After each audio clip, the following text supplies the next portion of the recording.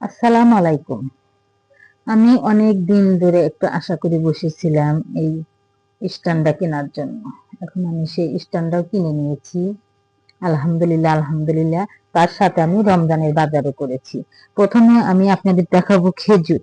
হায় রে ভাই, ভাই রে ভাই, খেজুরের যে এত দাম, আগুন বরাবর দাম। এত খেজুর, এত দাম দিয়ে খেজুর খাইলে গরিব মানুষ আর বাঁচবে না। হায় রে, গরিব মানুষ সব মরে ভূত।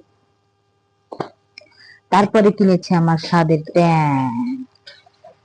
আপনাদেরকে দেখাই, এই রমজানের স্পেশাল জিনিস খেজুর আর হচ্ছে ট্যাং।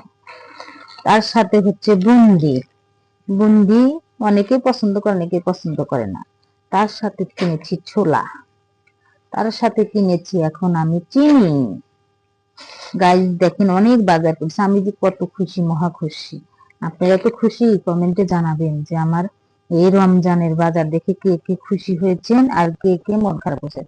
সাথে হলুদের গুঁড়ো 250 গ্রাম কিনেছি, বুটের ডাল কিনেছি। এটা আমি বাসায় বেসন তৈরি করবো, সে কারণে আমি বেসন কিনি নাই। আমার রমজানের বাজার আপনাদের কেমন লাগলো কমেন্টে জানাবেন। তার সাথে আমি কিনেছি 250 গ্রাম মরিচের গুঁড়ো।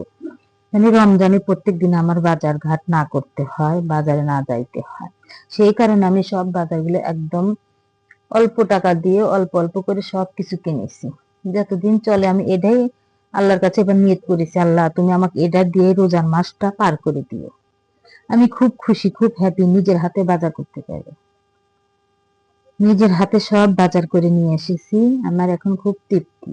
সাথে একটু দুটো মাছ এনেছি, মাছটা ফ্রিজে রেখেছি, এটা হলো কালকার বাজার।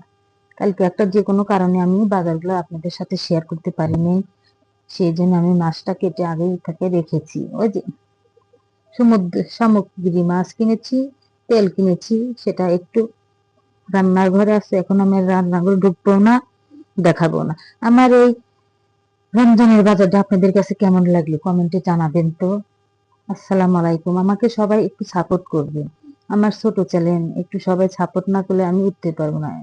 ইউটিউবে কেন মানুষ আসে? টাকার অভাবে কিন্তু ইউটিউবে আসছে। যাদের টাকা আছে তারা কি আর ইউটিউবে এরকম কষ্ট করে ভিডিও বানাবে? বানাবে না, কখনো তারা বানাবে না। যাদের টাকার প্রয়োজন, যারা খুব অভাবে আছে, তারা এইভাবে ভিডিও বানায়, ভিডিও কথা বলে, সবকিছু করে। তাছাড়া তাদের কোনো প্রয়োজন নেই। আমিও অনেক কষ্টে থেকে লাথি ছাটা খেয়ে আমি এত এই অনলাইনের জগতে এসেছি। দেখি কিছু করতে পারি নাই, সবাই করে, আলহামদুলিল্লাহ। একদিন আমিও পারবো, একদিন আমিও সফল হতে পারবো ইনশাআল্লাহ। আপনারা যদি সবাই আমার সাপোর্ট হন, পিছিয়ে থাকেন, তাহলে আমি অবশ্যই পারবো। আলহামদুলিল্লাহ, আলহামদুলিল্লাহ।